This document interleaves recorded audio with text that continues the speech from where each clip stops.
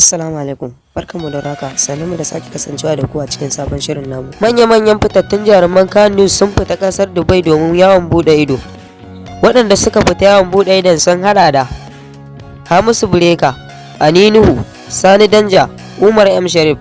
A mata kuwa sun hada da Fati Waya, Maryam Yahaya, Maryam Waziri, Nafisa Abdullahi. Idan ku kasance da mu za mu sa muku wata bidiyo da suka wallafa. Suna murna suna cewa sabuwar duniya. Amma kafin mu je ga kallon bidiyon, idan wannan shine gonka na farko cikin wannan tasha tamu, ku danna subscribe, kana ku danna ƙararrawa domin samun sababbin shirye-shiryen mu da mun dora. Kana ku yi comment, ku yi liking. Ta nan ne za mu san kayan da muke kawo muku suna ƙayatar da ku. A sha kallo lafiya.